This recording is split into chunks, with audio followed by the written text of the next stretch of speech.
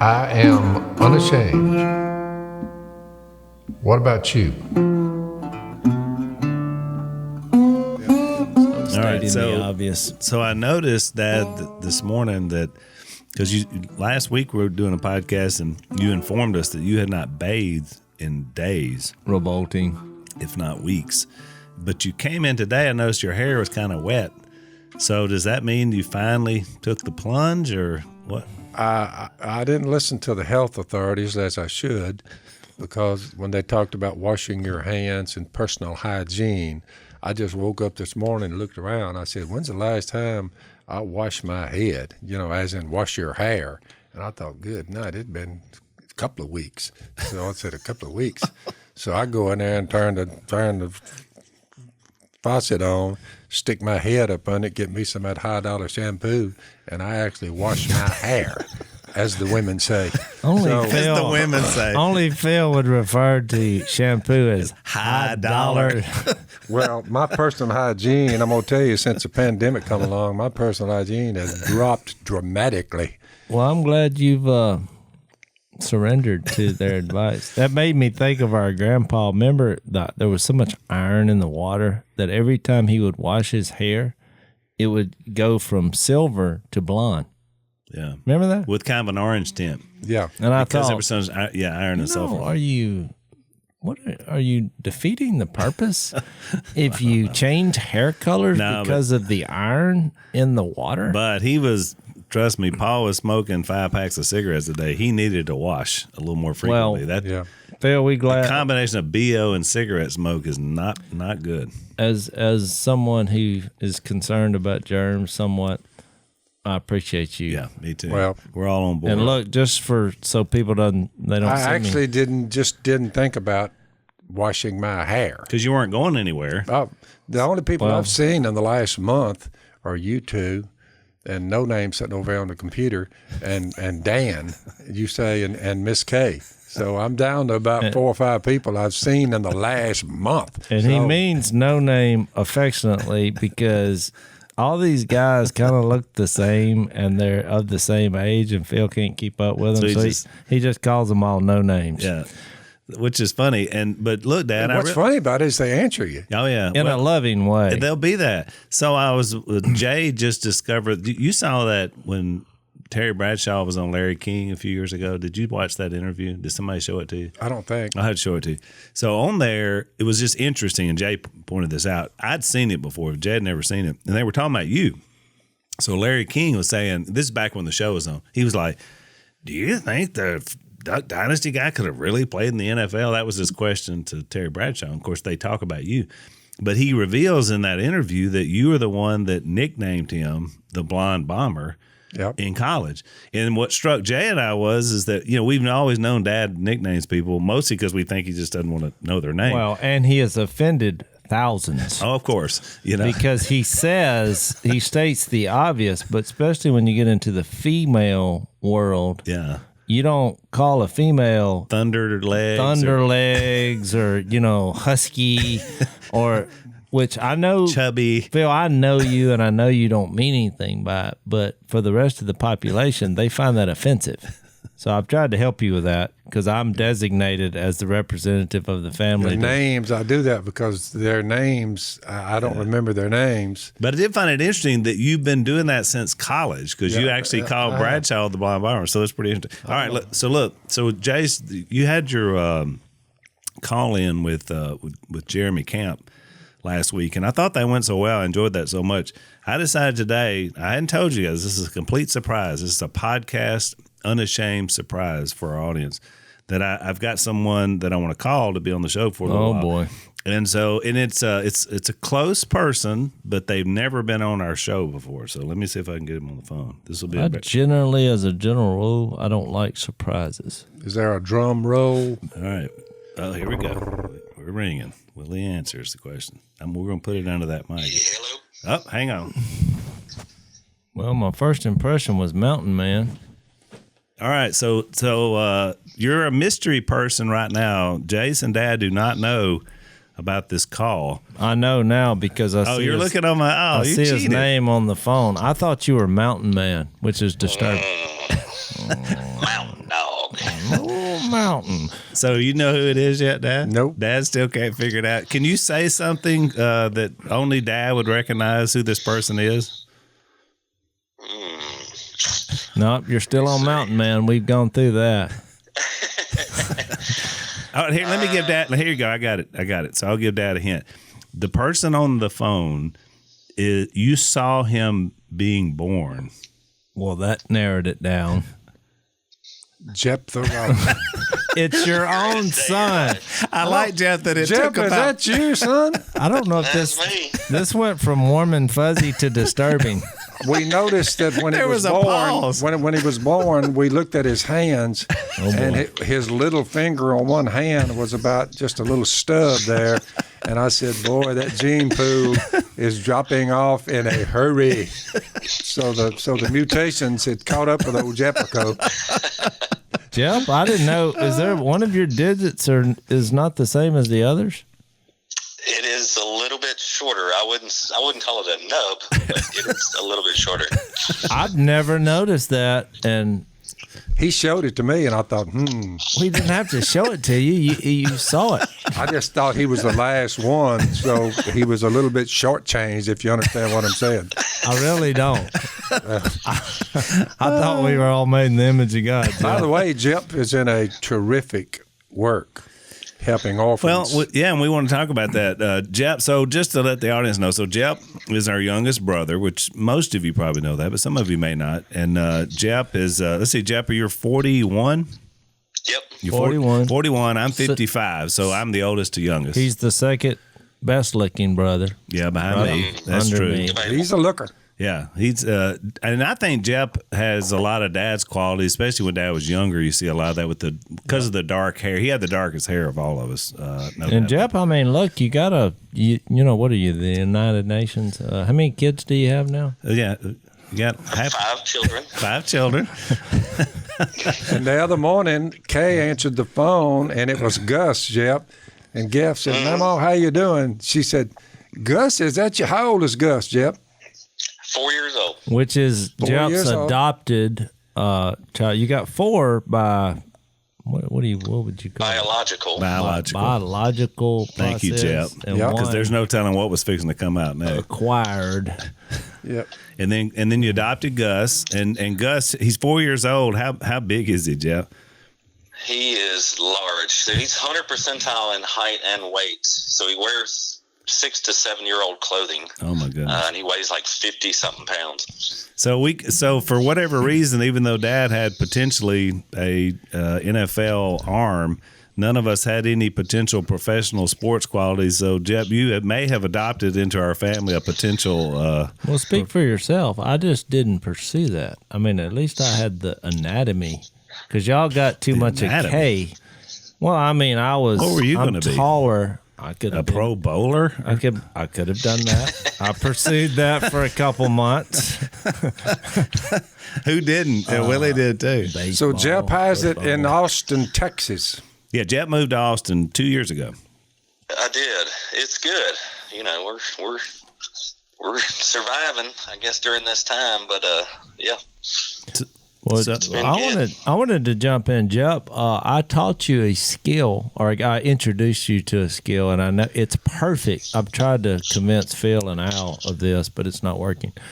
One of the best things you can do during this pandemic is metal detect, and I introduced you to that. So I'd like to know how that's going along. Did y'all know that? You know, Jep actually told me that he and River had gotten into that. I didn't know it was through your influence, but I should have. Yeah, how's that going, Jep? Yeah, we definitely been doing it. It's been great. I have found some cool stuff. I just had my best find. I found a button from a jacket from World War One. Thank you.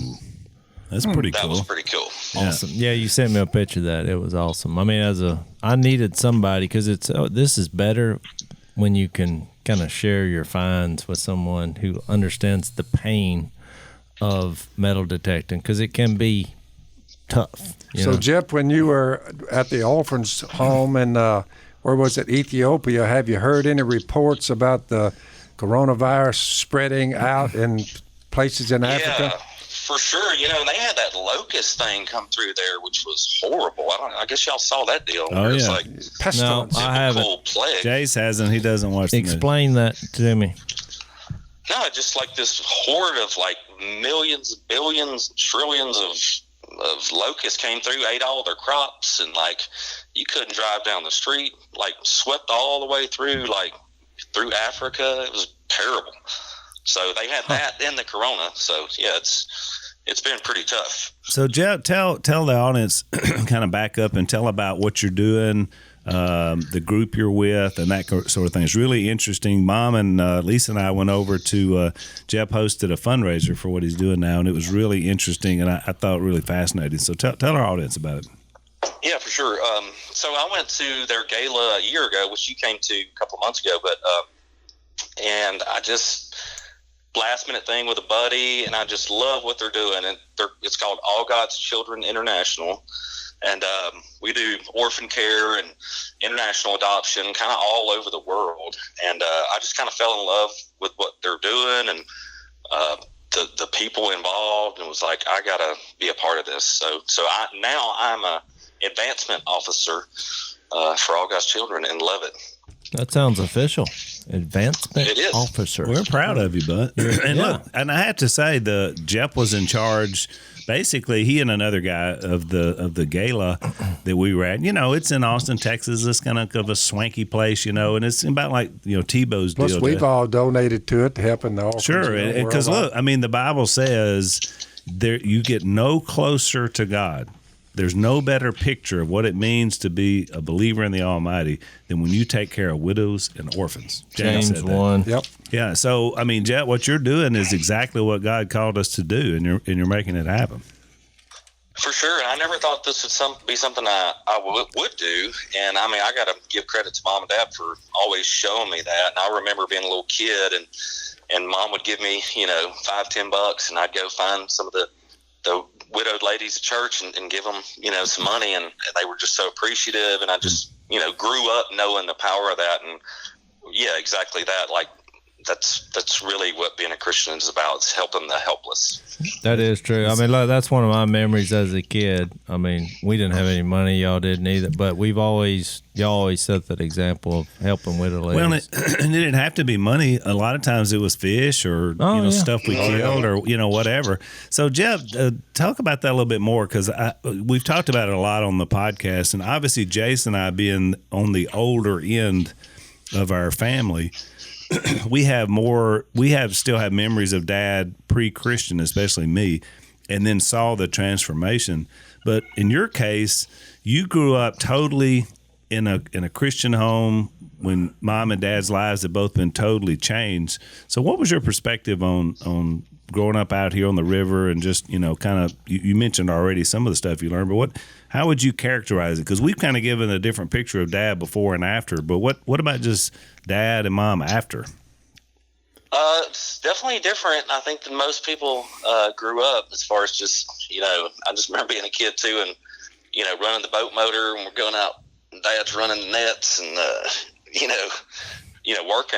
working as a kid and putting, dipping the calls. And, yep. But as far as like, just family, I remember as a kid just watching Dad study the Bible with just hundreds and hundreds of people, and just like, I don't think this is normal, but it's really cool. And walking down the river and baptizing people, it's just, it's definitely a different way to grow up, but amazing. And, I wouldn't have it any other way.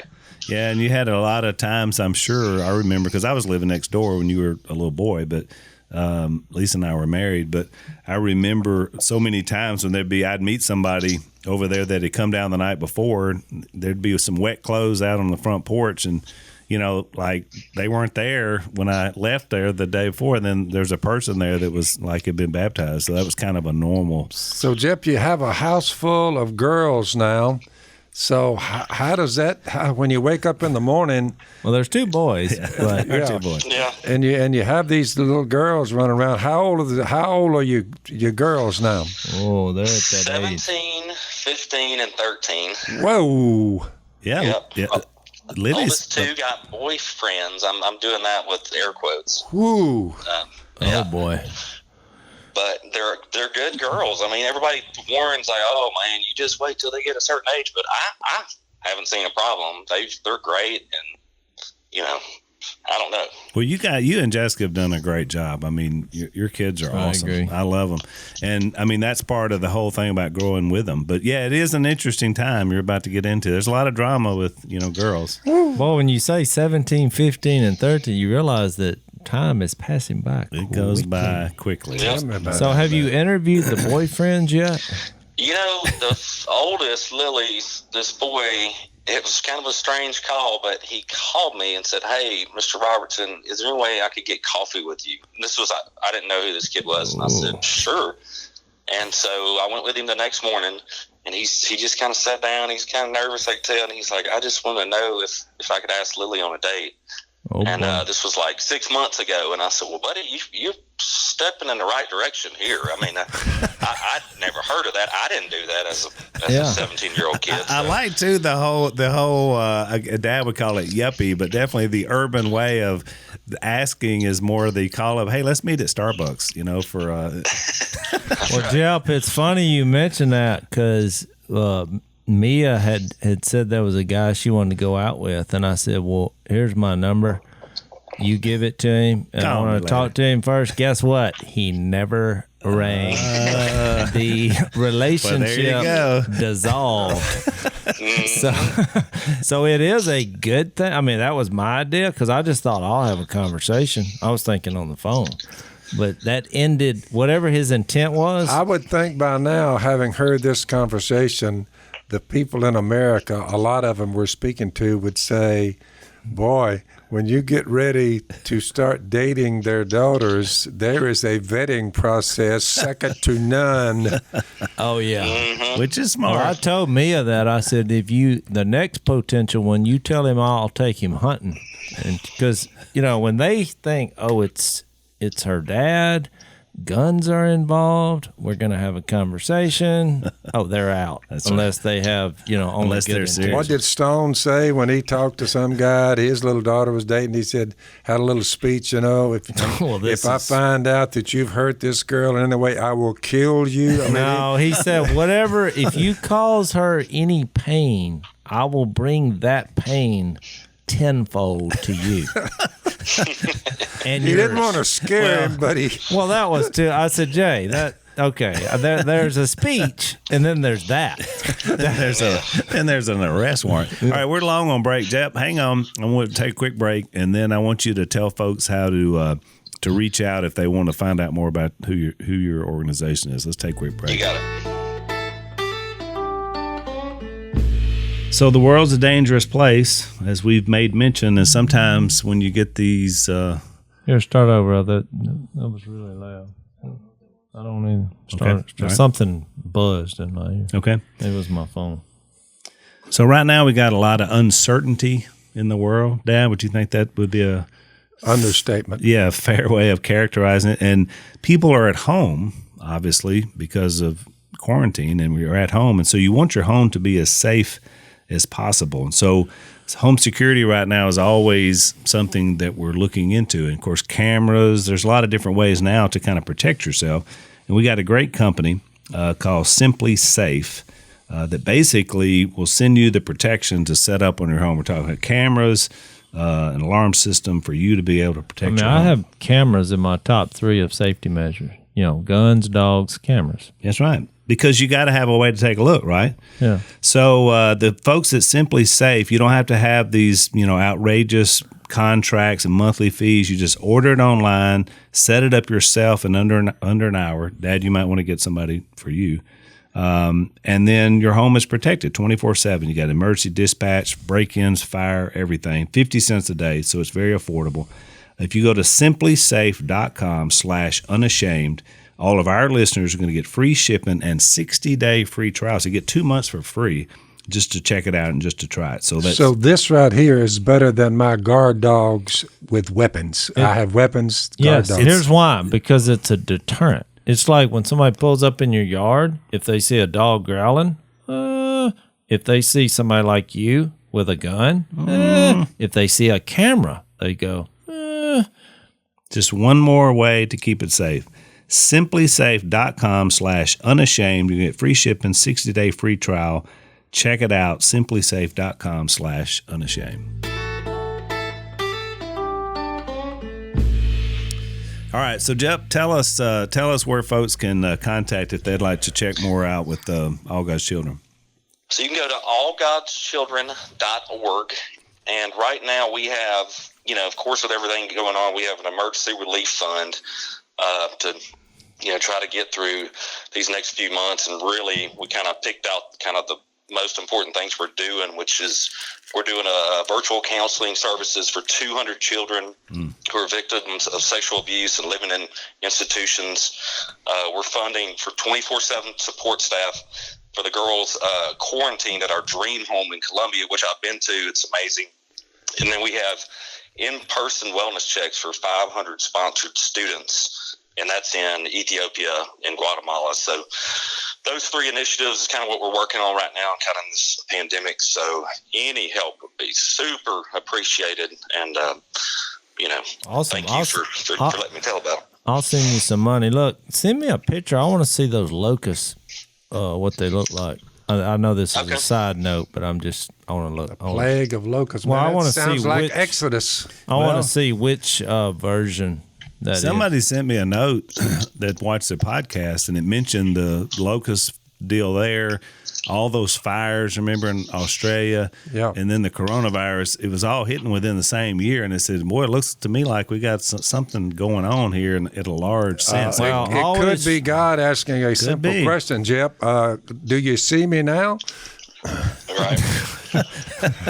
For sure. I don't know. There might be a little panic there. I mean, I know this. Everybody's trying to find out when God. Oh, this is the sign that God's coming back. But it says He's coming like a thief. So whenever you think He's coming back, guess what? That's not it. It'll be something else. Right. Good talk, Well, Jep. Jep, anything else you want to say before we let you go? Love you guys. Miss y'all. Well, Hopefully get to see y'all soon. Well, I'm glad you weren't here physically, but next time you're in town, we'll have you on, for a whole podcast. But it was good to at least have you on now. We've had, Willie's been on here, and Mom and Si. So we're glad that our little brother made it on with us. So just know we're proud of you guys. Give Jess and the kids our love, and Jep, you're doing a good work. Keep it up, man. You're doing a good work. Thanks, Look, Dad. I may come down there and metal detect with you where you found the button. Is that cool? Come on. You're always welcome. Let's do it. Awesome. All right. Love you, bro. Love y'all. All right. Bye. Well, that was cool. Now, what about that?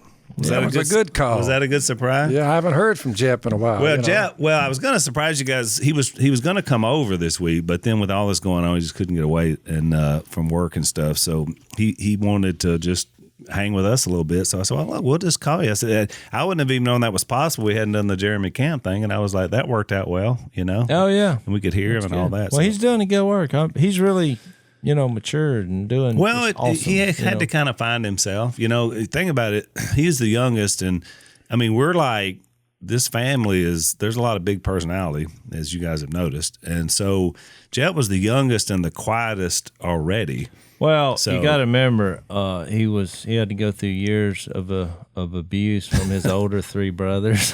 I'd say older too.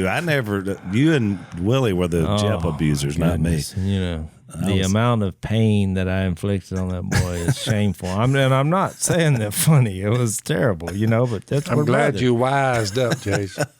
I really did, and I just grew up and said, what I need And to cook. and in all honesty, I did the same thing to Jase and Willie. So it was just a little bit of a, it was a tradition. Y'all are part to blame because y'all, I don't know where y'all were. If someone had told me that I would even be around, and my oldest son, Al, you're 50 what? 5. You're 55 years old. I can drive 55. I mean, it's a weird time because I thought, mid 50s. I'm like, whoa. And now you look back, when I see video of you, like at 55, or some of the Duck Commander stuff, you still had pretty much a black beard, just a little gray in there. What's weird is there's some of these older ladies of the church. This is very embarrassing to say. They keep coming up to me and saying, Phil, I just love you so much. And They're think mistaking you for me. and I'm like, oh, no problem. Some of these older widow ladies that y'all have helped through the years. And I'm like, I lean over to Miss and say, "They think I'm my dad." How does that make you feel, Jay? Old. Yeah, the old beard, your beard. Look at his beard, Al. I know how much gray it's You coming keep in. bringing this up. Somehow I think it's This making came you so feel. suddenly because I remember. Well, No, it didn't. It's been years. You're time. noticing it, and you're like, life is a vapor. It started off a little, and guess what? It just rapidly. So starts happening. since I cut mine and regrow mine every year it's grayer than the year before. So mine grew out pretty long this year, and I can't tell how many people said, "Man, you're looking more like your dad every day," which meant you're getting old. That's why people shave. I've figured it out. That's one of the reasons people shave. Because see, Al, he can entertain the idea of denial by shaving and say, "I don't have gray hair." That's right. Oh, it's there. That's right. It's hiding. It's a hiding. It's a behind hidden that trick. skin. There's no doubt. It's just like hair follicles on top. Let's have a quick break and then we'll dive in. So it's shocking. We've talked about this before that people can steal your home, which is bizarre when you think about it. But there is a way that it's been done. I guess what do you call it, Jay? The invent ways of doing evil. That's what this is. Verse. Where there's success and where people flourish, which the internet has changed the world as we know it, there's also the rise of the inventions of evil. Exactly. Yep. And so there have been people that have lost their home because the title to their home was, as Dad calls it, somewhere out there in computer land. It was online, and someone got it and basically they forged it and then borrowed a bunch of money against the house. And then obviously the person who owned it said, "Well, I didn't borrow this money." And they were like, you got to get out of your own house. So it's happened. So anyway, we want you to protect yourself. At least check it out. Home title fraud, the FBI says, is one of the fastest growing crimes. So if you go to HomeTitleLock.com, this is the company that's providing basically a private network to protect it for you. HomeTitleLock.com, you enter Phil, and you get 1 free month of protection. You can also register. In fact, make sure that you still own your house. So that's HomeTitleLock.com/Phil. That's not right. Don't cut that last one because there's no slash. HomeTitleLock.com and enter Phil for 1 month.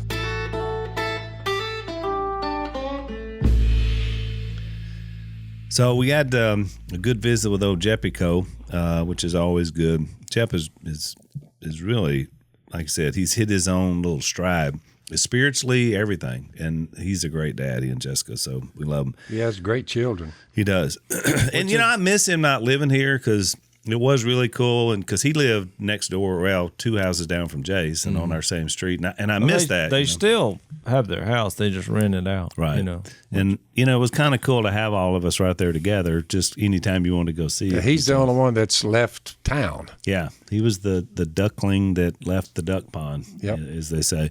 But, he left to do his food business and did great. And made pretty good amount of money doing it. But he realized in the food business that you're talking about a workhouse. Oh, yeah. It's just you can't hardly do that long term if you're doing all the cooking, running the business and all that. So after about 2 years of that, he thought, I probably need to be looking ahead. So now he's in with a great group. And check those guys out because what they do is great work. So Al, what can we learn from John chapter 4? Well, we led up last time to, you brought us right up to kind of the moment. Before we get back to that, I want to back up just a little bit from where we were before and reset the setting here. So it's in the middle of the day and by the way, in this culture, the women would go get the water, from the well, for a lot of different reasons, for family, for, livestock, everything else.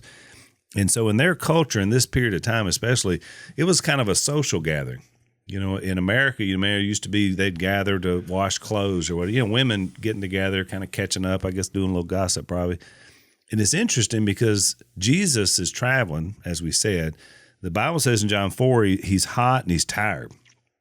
And so he sees this well. Well, Jacob's well, which, by the way, it's kind of a famous well. Oh, yeah. Well, they have the modern day Jacob's well did you see now. Yeah, it's in a monastery. I have it. We didn't visit it, but I've seen pictures. But I always like it when you have history because this, the Bible's a book of history. It's not like, I think people that are not in Jesus, they tend to think it's some kind of collection of fairy tales, but no, you can ride over there and say, "There's the well." Yeah. So it. I mean, it just gives it more credibility when you add up all these things. They try to find things that doesn't make sense, which are few, and they're just confused. But the overwhelming majority of these places are there to see, and it gives you the the picture of what's going on. And I never think that things in the Bible are accidental. I'm one of those kind of people when I study the Bible or I'm presenting something, I look for the little things that a lot of people don't notice.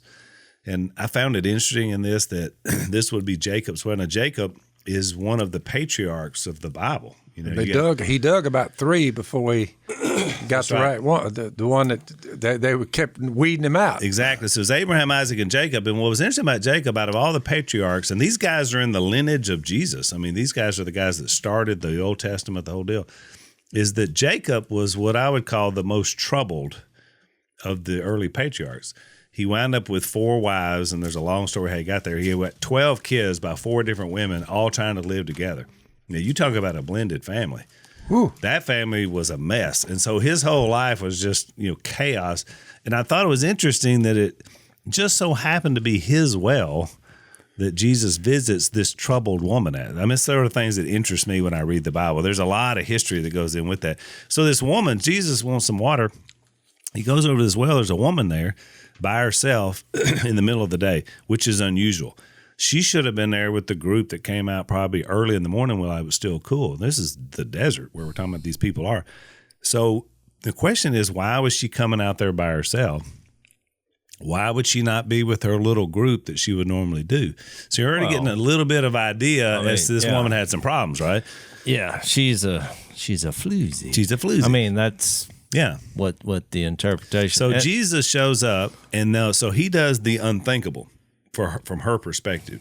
She looks at him and instantly knows he's a Jewish man. And he asked her. He said, "How about a drink of water? Will you give me a drink?" Which violates everything that he would say as a Jewish man and as a rabbi, especially. And verse 9 says that. Right. She's like, Jews. Well, she said, "How can you ask me for a drink? For Jews do not associate with Samaritans." I mean, so here's the interesting thing. Then I want you to get your take on this first thought before we get to the sort of the main piece. So Jesus says to her, "Hang on, let's take a break and then we'll do that."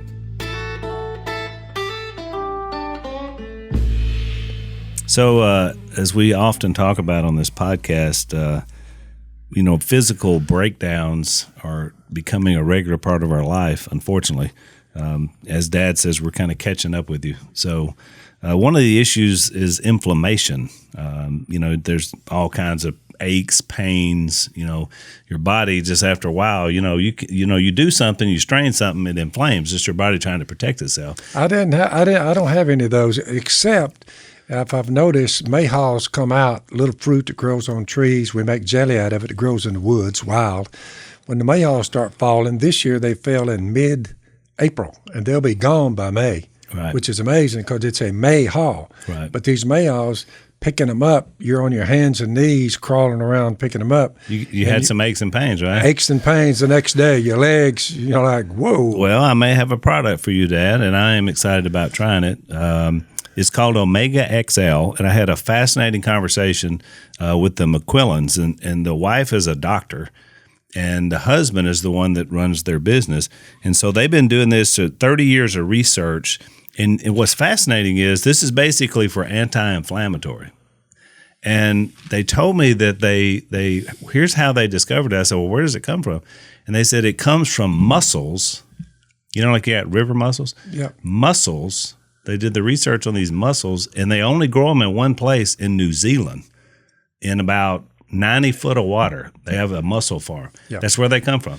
And so, which made sense to me when I thought about it. You think about a mussel, all it's doing is just staying a mussel. You can go along this riverbank and see the the piles of mussel shells Right. at various locations where the Indian tribes back in 1400, 1300, they all camped along this river, but they ate freshwater mussels. And we're probably in pretty good health. So that's the concept behind this Omega XL. Basically, 30 years of research. It's a natural supplement.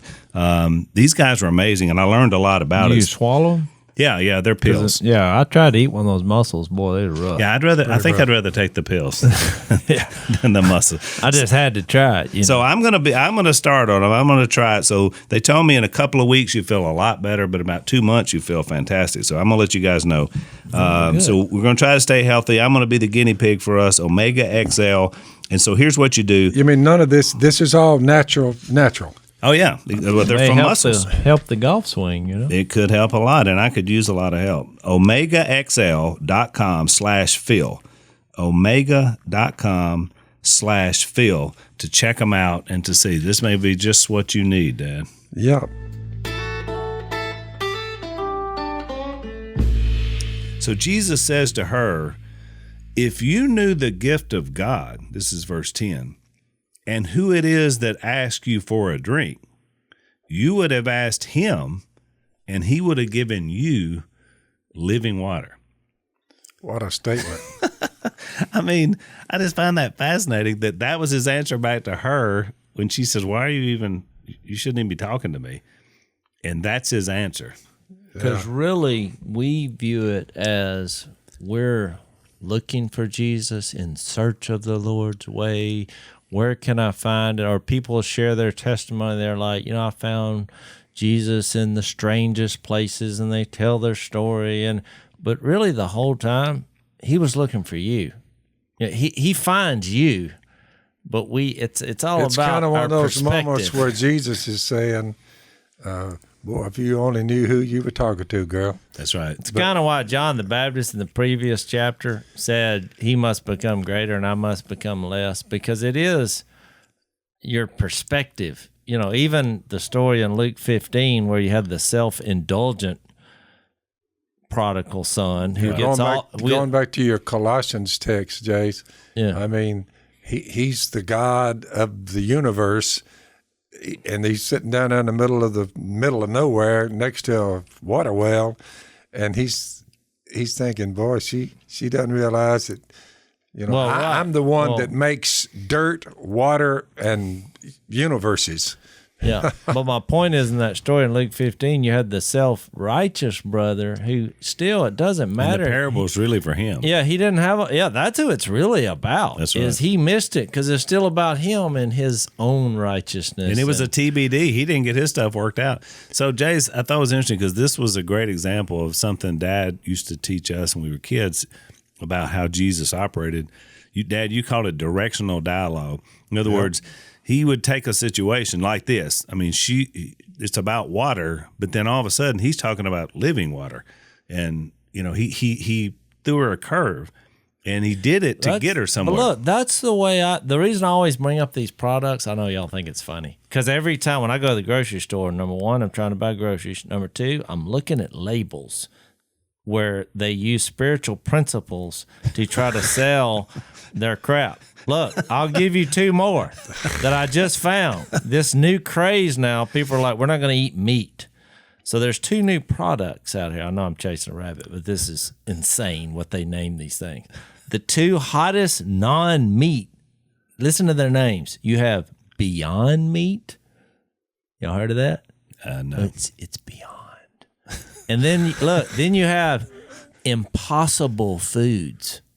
They named it Impossible. You can't make this stuff up. So is it like a meat substitute or something? Oh, yeah, it's like soybean burgers or whatever. And so it's a craze. Well, your 'cause brother's a all lot of- caught up in this. His His I whole know. family's They're trying it. They're like, it makes me feel better. I'm like, okay. It's more for me. I love people who get off into this because I'm like, that's the amount of frogs. Once you get off meat, I'm thinking, well, that's more for the rest for me because I don't Trust want me when I tell you, if the farmer's getting about $7 a bushel, Yeah. Like, this is a cheap form of so-called meat, that's for sure. Oh, I know. But my point is, but they're trying to sell it by saying this is just impossible. And It's and beyond. in one of Well, you took some. It's soybeans, and you're calling it meat. Yeah.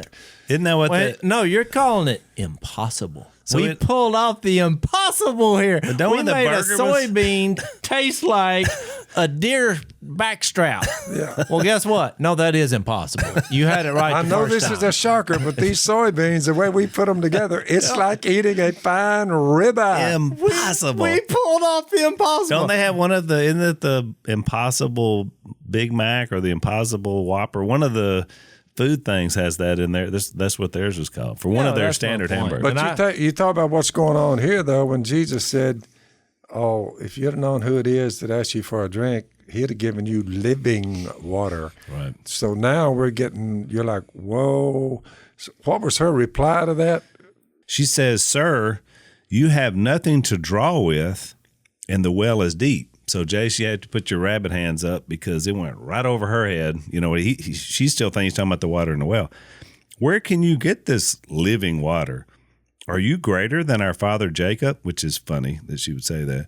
Who gave us the well and drank from it himself, and did also his sons and his flocks and his herds. And so And he goes back to the directional dialogue. Everyone who drinks this water will be thirsty again, but whoever drinks the water I give him will never thirst. That's my point I brought up about the impossible, because you can take these conversations even in a grocery store, and you could get into the real, because I love toilet paper. I mean, that's the hottest thing going. It's the greatest directional dialogue, because it's like, you see that roll of eternal Charmin or whatever it's called, I'm like, it'll last you a month, ha ha ha. There is a way to live forever, I mean, true eternity is found in Jesus. And I just think what's the difference in having a conversation? It's what he's doing. It seems kind of silly when I say it, but we don't view this as silly because it's in the Bible, but it was a silly conversation. He starts talking about never thirsting, and again, if you drink this, well, I have like some special water. Exactly. Well, most people, you're not seeing the absurdity of it because you've heard this story. But what he was doing was actually kind of absurd. yeah. I mean, she's like, "What?" So Are you look, crazy? and look at the next step. Look what happens next. I mean, in fact, she might be saying, "I think you've been drinking a little more than water." So here's what she comes back with after he gives her that last bite, and then I want you to watch what Jesus does. You talk about the go for the juggler. Sir, give me this water so that I won't get thirsty and have to keep coming here to draw water. In other words, I think she was being. I'm all in. You think she's being sarcastic? I really no, I don't think so. I She's like, yeah, I'll have it. How would you But believe she's that? a troubled woman in the middle of nowhere in the heat of the day. She's gullible. I'll give you that. So- Naive, maybe. So here's what he says. So here's his big answer. Now this is what. She's basically saying, prove it. Yeah, and so here's what he Right. comes back with. There's got to be a hint of sarcasm. Here's what he comes back with. He told her, "Go call your husband and come back." You talk about left field. Where'd that come He from? just got in her kitchen is what happened with that one statement. Yeah. Because the one thing she's ashamed about, Jesus went there. And then she says, "I have no husband." And then he says, "Yeah, you're right when you say you have no husband. The fact is you've had 5 husbands and the man you're now with is not your husband." So yeah, what you said is quite true. Just a little bit. Oh, by the way, I'll just give you your whole history here in about 2 seconds. So now it's gone from absurd to weird, because now she's thinking this guy's a stalker. yeah. Well, that's what I would think. Yeah. Well, she's thinking, I just ran up on him. How did he And know this that? dude, He's been this dude following is me. telling me my life story. How would he know that? Yeah. That's right. She's thinking, I tell you, whoa. I was thinking stalker. Well, What else would you think? Well, I think She's beginning to think there's more to him than she's she thinking- thought. Well, she's- then she got to profit because, like, Yeah, that was her next evidently, thing. I guess her past had been impossible to stalk. So, because now you're figuring it all out on the fly. It's like, okay, this is some kind. Now it's making sense. Maybe that's why he has the boldness to eat. To drink, with me in broad daylight. And he's not up from the planet or he has some kind of special powers. She's not sure what's going on. And what's interesting is I love her response. And to me, this really shows you how people think. So Jesus has just given her a little brief history of her life, and it's not good. So instead of her coming back and saying, well, you're right, I'm a mess, whatever, she's going to go theological to Jesus. That's her pivot. Watch. Sir, I can see you're a prophet. Now all of a sudden, we just went religious. Yeah. Well, because she couldn't think of how he would know that. That's right. There was no other way. But she also didn't want to have any more conversation about the whole living with the guy. Well, of course. And the 5 and that's not unlike any other even religious person I know. That's my I've point. run up on it many a time. Oh, yeah. Thousands. You know, a Bible study breaks out while your life is a train wreck. I've had people argue with me, just start arguing, you know, like as I'm sharing Jesus with them. And they were like hammered drunk the night before. Right. But now it's like that doesn't mean anything. We're talking theology now. And they're like, we can all argue about that. You're wrong. I've told you this many times. When I was in the prison system sharing Jesus, they all wanted to argue about religion. Didn't want to talk about their life. You bring up their life, look, crickets. You bring up religion, they'll argue and rant and rave. And so finally I came up with a system of I don't want to hear anything you got to say on theology because it didn't work. You're behind bars. So your once you get that opinion figured out is now not relevant until you get out of here. And then we'll proceed. So anyway, so here's what she says. Our fathers worshipped on this mountain. Talking about in Samaria. And she was right. It goes back. It's a long story, but she was right. But you Jews... That was Mount Gerizim, by the way. That's right. But you Jews claim that the place where we must worship is in Jerusalem. So all of a sudden, we go from talking about the water to the husbands to the shacking up to we're talking about worship. Where do we go to worship? She pivoted right out and got into this. And she erased... I mean, Jesus tried to erase that line that sets people apart, and now she's putting it right back. That's right. You know what I mean? She wants she's that putting division him in a compartment and like, well, we shouldn't even be talking. Yeah, what you're talking about. I don't need to listen to you because you're on one side, I'm on the other. That's here. right. In other words, I think she's saying, what's the point? I mean, you're a Jew, I'm a Samaritan. Well, the reason this isn't going to end well. The reason I brought up the geography too, because I think there's an underlying point here where you can go look at Jacob's well, you know, but the whole point people miss because they'll take those sites over because I was at Israel. Well, they turn them into shrines, which is the exact opposite of what his point was. That's right. Is that it's not, you don't deem the place. You remember when he told, because we talked about in John 3, the kingdom, that Luke 17, 20 and 21, he said, the kingdom of God will not come visibly. People will not say, and I'm quoting the verse, it says, people will not say, here it is, or there it is, because the kingdom of God is within you. Well, we know from John 3 what he had just told Nicodemus, that he was talking about the Holy Spirit. Correct. But here we are 2,000 years later, and we point at church buildings and say, there's the kingdom of God right there. That's where you go worship. Or we look at Israel and say, well, there's the holy site right there. Well, so when we go in, you know, people like, they start whispering, you know. And you say, why are they whispering? It's a holy place. Well, it's a holy place. They do the same thing in church buildings.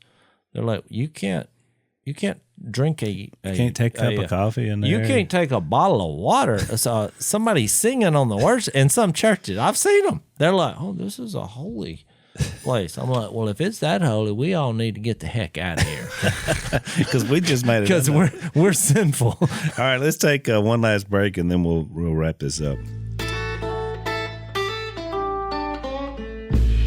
So the next line is the one Dad read last time, which set us up here, is that he's about to reveal. Here's what I think is amazing, Jase. You brought this up last time. He's about to explain to this woman with nobody else around, Samaritan woman with a bad past, that he is here to change everything they've ever known. That's right. Her people, his people, about worship, about how it works, about that it's not a place, that it's all. It was always about the temple. The temple, That's the right. temple, the temple. The Samaritans had theirs, the Jews had theirs, the temple. Go to a place, the temple. Make it look fancy, you know. That's Make right. it look. And who can enter it? Yeah, and who can enter it? That was a big point here. Yeah. That's why, I mean, he didn't choose this Samaritan woman on accident. That's right. You know, he took What he one with was a telling troubled her- past Yeah. from a different region where prejudice and racism was running rampant. Oh, they What he hated was it. trying to get her to see, and most people have missed this, by the way, but that next little text you're fixing to read, Al, what he's saying basically is you're going to be the temple. That's right. That's what he was saying. And I'll just read it. Believe me, woman, a time is coming when you will worship the Father neither on this mountain in Samaria nor in Jerusalem, which that was a big statement. You Samaritans worship what you do not know. We worship what we do know, for salvation is from the Jews. So he wanted to get that lick in there that, look, it was set up for a reason. You know, all those years ago, you should have been going to Jerusalem. But anyway, yet a time is coming. In other words, who cares about that now? A time is coming and has now come, because he's there, when the true worshipers will worship the Father in spirit and in truth, for they are the kind of worshipers the Father seeks. God is spirit, and his worshipers must worship in spirit and in truth. There's your Romans 12. Exactly. And it's incredible to me that, and Jase is right, it wasn't by accident that he chose this woman to say this out loud, because up to now he's only hinted at it a little bit with Nicodemus and with these people at the temple. Remember, he said it'll be destroyed. But he tells it to this Samaritan woman. And so that shows you that Jesus is every person in his mind matters just the same. It doesn't matter whether it's Samaritan woman, Pharisee of the ruling council, everybody's there for him. I think there's an underlying point here too, which y'all may disagree, but this is a little deep. But he picked a woman also that had these 6 relationships, 5 failed marriages, 1 live-in. And the principle I think he's sharing with her is that Ephesians 5, when it talks about husbands and wives, and everyone goes there and everyone has a different opinion what that means. I've heard so many sermons on that. But you know what sermon I haven't heard at Ephesians 5, which was, I think, his point. When he got down to the end, he said, this is a profound mystery, but I'm talking about Christ and the church. His whole point was we're all married to Jesus. And so he was actually, in a way, presenting himself as the 7th husband, and not in a physical way.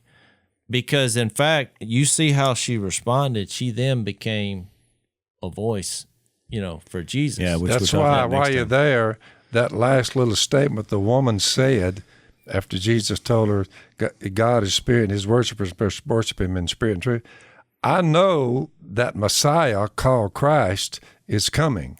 When he comes, he'll explain everything to us. So she knew about the Messiah. Yeah, he's coming. So whoever you are, I'm going to give you some information about I the love coming that. Christ. I'm glad you brought that up because I love this conversation.